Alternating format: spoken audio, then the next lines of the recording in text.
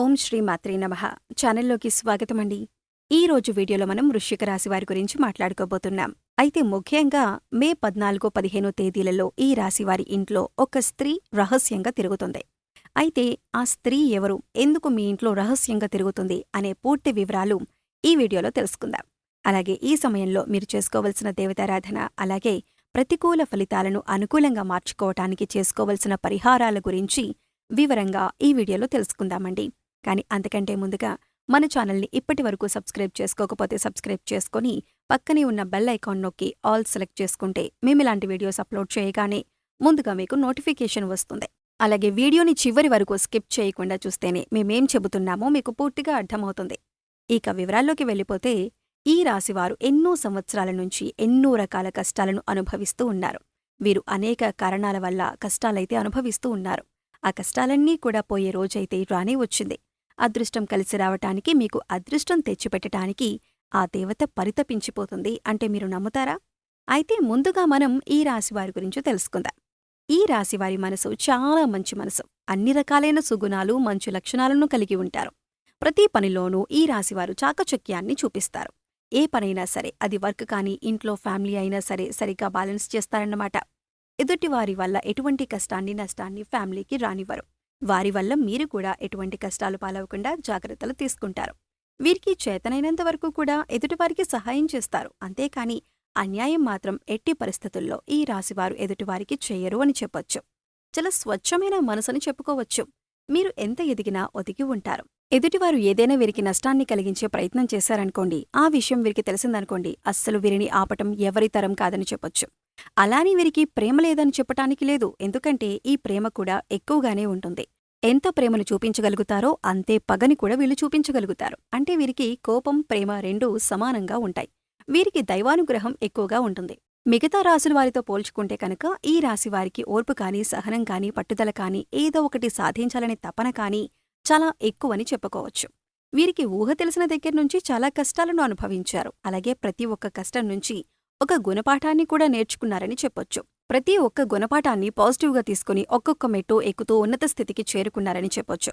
వీరి యొక్క స్వభావం అలాగే మాట తీరు ఆకర్షణీయంగా ఉంటుంది. ఎదుటివారిని ఇట్టే ఆకట్టుకునే మాట తీరు వీరికొక గొప్ప లక్షణమని చెప్పుకోవచ్చు.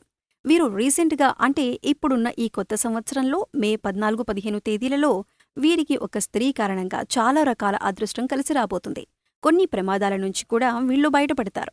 వ్యాపారపరంగా వచ్చే నష్టాల నుంచి కానీ, వాహనాల పరంగా కానీ చూసుకున్నట్లయితే, వృత్తి ఉద్యోగపరంగా చూసుకున్నా కొన్ని నష్టాలు మీరైతే పొందుతారని చెప్పొచ్చు.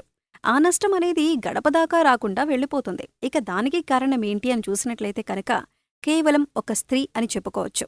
కొన్ని సందర్భాలలో అది చిన్న విషయమైనా కానివ్వండి, పెద్ద విషయమైనా కానివ్వండి, కొన్ని అసలు సంబంధం లేని విషయాల్లో మీకు కష్టాలు వచ్చి పడుతూ ఉంటాయి. అయితే ఇప్పటి వరకు మీకు కష్టాలు రాలేదు కాబట్టి సరిపోయింది.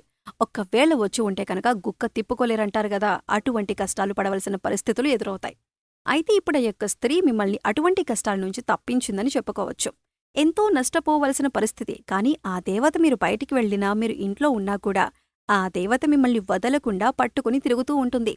ఇంతకీ ఆ దేవత ఎవరు అని మీరు అనుకుంటున్నారా? ఆ దేవతెవరో తెలిస్తే నిజంగా ఈ రాశివారు ఆశ్చర్యపోతారు, కంటతడి పెట్టుకుంటారు. ఎందుకంటే ఇలా చెప్పాల్సి వస్తుందంటే ఆ దేవతని మీరు మర్చిపోకూడదు. మీరు మరిచినా కాని ఆ దేవత మిమ్మల్ని వదిలిపెట్టకుండా మీ వెన్నంటే ఉండి మీ ఇంట్లో తిరుగుతూ మిమ్మల్ని కాపాడుకుంటుంది. ఇంతకీ ఆ దేవతెవరు, మీకు ఏ రకంగా సహాయపడుతుంది అని చూసినట్లయితే ఆ దేవత మీ కులదేవత. మీ పెద్దవారిని అడిగితే మీకు ఆ కులదేవత ఎవరో అని చెబుతారు. మీ తల్లిదండ్రులు కానీ, మీ నాయనమ్మ కానీ, తాతయ్య కానీ, లేదా వాళ్ల వెనుకున్న తరాల వారు బ్రతికి ఉంటే వారిని కాని అడిగితే మీకు కరెక్ట్గా చెప్తారన్నమాట. అంటే మీరు గత కొన్ని తరాల వారిని అడగొచ్చు, లేదా మీ దూరపు బంధువులు ఎవరైనా సరే పెద్దవాళ్లు ఉంటే వారిని అడిగినా కూడా మీ కులదేవత ఎవరు అని చెబుతారు.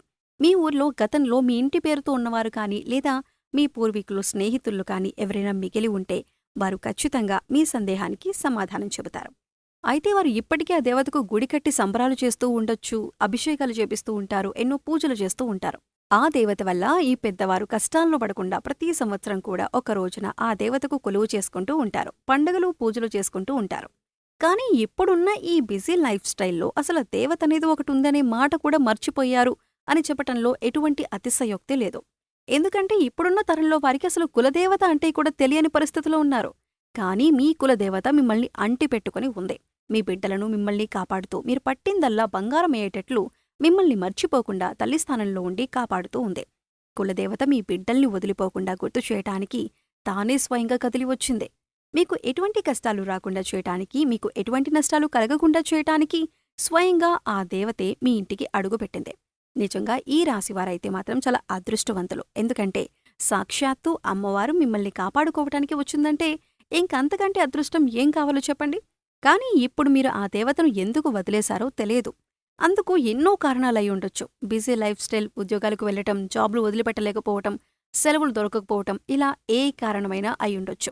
కానీ మీరు ప్రస్తుతం ఉన్న సిచ్యువేషన్లో ఆ అమ్మవారు ఎవరు, అమ్మవారి గుడి ఎక్కడుంది అని మీ పూర్వీకుల ద్వారా తెలుసుకుని అమ్మవారికి పూజల్లాంటివి చేస్తే అమ్మవారు మిమ్మల్ని ఇంకా పై స్థాయికి తీసుకువెళ్తుంది. మీ బిడ్డల్ని కాపాడుతూ ఉంటారు. మీ ఆస్తిపాస్తులకు రక్షణ కలిగిస్తూ ఉంటారు. మీ పెద్దవారికి ఫోన్ చేసి ఆ దేవత ఎవరు అని కనుక్కోండి. ఆ దేవత ఫోటో అయినా కాని తెచ్చి ఇంట్లో పెట్టుకోండి. ఆ ఊరికి గుడికి వెళ్ళటానికి కుదరదు, మేమితర దేశాల్లో స్థిరపడిన వాళ్ళం, ఆ దేవత ఫోటో అయినా కొనుక్కొని తెచ్చుకొని ఇంట్లో పెట్టుకోవచ్చు. ఆ దేవతకు ప్రతినిత్యం దీపారాధన చేయండి. ఏ పండుగ వచ్చినా ఆ అమ్మవారికి ధూపదీప నైవేద్యాలు సమర్పించడం ద్వారా ఆ దేవత మిమ్మల్ని అంటిపెట్టుకుని ఉంటుంది.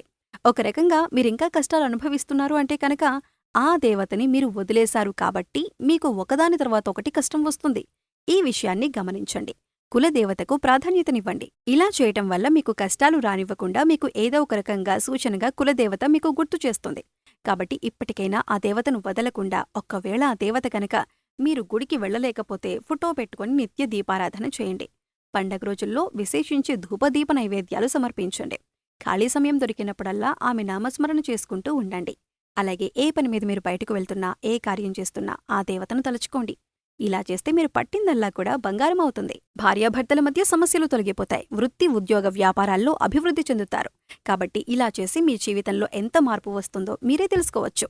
ఇకపై మీ జీవితంలో ఎటువంటి కష్టాలు ఉండవు. అప్పుల బాధలన్నీ కూడా తీరిపోతాయి. పితృరుణాలు లేదా పితృదోషాలు వంటివి వెనక తరాల నుంచి ఏవైనా వస్తున్నట్లయితే వాటి నుంచి కూడా బయటపడతారు. డబ్బులకి సంబంధించిన సమస్యలన్నీ కూడా తీరిపోతాయి. అవన్నీ కూడా మీరు ఎప్పుడైతే అమ్మవారికి పూజ చేయడం మొదలు పెడతారో అప్పట్నుంచి ఆ సమస్యలన్నీ కూడా పోతాయని చెప్పుకోవచ్చు. కాబట్టి ఆ దేవత ఎప్పుడూ కూడా మిమ్మల్ని అంటి పెట్టుకుని మీకు అన్ని రకాల సమస్యలైతే తీరుస్తున్నారు. సో చూశారు కదండి, ఈ రాశివారికి మే 14, 15వ తేదీలలో ఏం జరగబోతుంది, ఏ స్త్రీ మీ ఇంట్లో రహస్యంగా తిరుగుతోంది, ఆమెకు ఏం కావాలి అనే అంశాలను ఈ వీడియోలో మనం వివరంగా తెలుసుకున్నాం కదా. ఈ వీడియో మీకు నచ్చినట్లయితే లైక్ చేయండి. మీ ఫ్రెండ్స్ అండ్ ఫ్యామిలీ మెంబర్స్లో ఎవరైనా వృశ్చిక రాశి వారు ఉంటే వారితో ఈ వీడియోని షేర్ చేసుకోండి. అలాగే ఇప్పటివరకు మన ఛానల్ని సబ్స్క్రైబ్ చేసుకోకపోతే సబ్స్క్రైబ్ చేసుకొని పక్కనే ఉన్న బెల్ ఐకాన్ నొక్కి ఆల్ సెలెక్ట్ చేసుకుంటే మేము ఇలాంటి వీడియోస్ అప్లోడ్ చేయగానే ముందుగా మీకు నోటిఫికేషన్ వస్తుంది. మరో చక్కటి వీడియోతో మళ్ళీ కలుద్దామండి. ఓం శ్రీ మాత్రే నమః.